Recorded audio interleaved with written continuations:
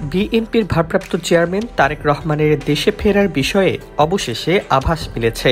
সাবেক প্রধানমন্ত্রী ও BNP chairperson Khaleda জিয়ার শারীরিক অবস্থার সর্বশেষ মূল্যায়নই তারেক রহমানের ফেরার সিদ্ধান্তকে নির্ধারণ করবে বলে জানিয়েছেন দলের মহাসচিব মির্জা ফখরুল ইসলাম আলমগীর। তিনি বলেন, পরিস্থিতি অপরিবর্তিত থাকলে খুব শিগগিরই দেশে ফিরবেন তারেক রহমান।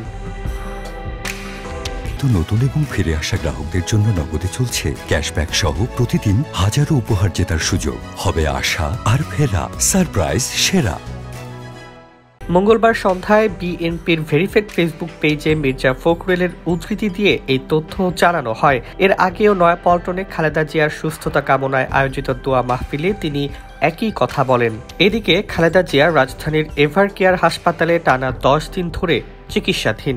হঠাৎ শারীরিক অবস্থার অবনতি হওয়ায় তাকে আইসিইউতে নেওয়া হয়েছে। হৃদরোগ, লিভার সিরোসিস, কিডনির জটিলতা ও সংক্রমণ মিলিয়ে তার অবস্থাকে চিকিৎসকেরা সংকটাপন্ন বলে উল্লেখ করেছেন। আজ যুক্তরাজ্য থেকে বিশেষজ্ঞ চিকিৎসকেরা ঢাকায় এসে খালেদা জিয়ার অবস্থা পর্যবেক্ষণ করবেন এবং প্রয়োজনে বিদেশে নেওয়ার বিষয়ে সিদ্ধান্ত দেবেন।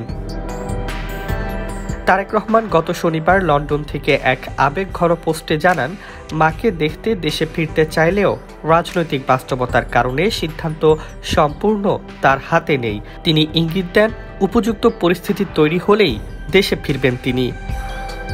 সরকারি সূত্র অবশ্য বারবার বলছে, তারেক রহমানের ফেরায় কোনো বাধা নেই। পররাষ্ট্র উপদেষ্টা তৌহিদ হোসেন জানিয়েছেন, তিনি চাইলে একদিনের মধ্যেই তাকে ট্রাভেল পাস দেওয়া হবে। স্বরাষ্ট্র উপদেষ্টা জাহাঙ্গীর আলম চৌধুরী বলেছেন, দেশের নিরাপত্তা পরিস্থিতি স্থিতিশীল, কারো নিরাপত্তা ঝুঁকি নেই। দলের ভেতর ও বাইরে এখন সবার নজর খালেদা জিয়ার চিকিৎসার দিকে।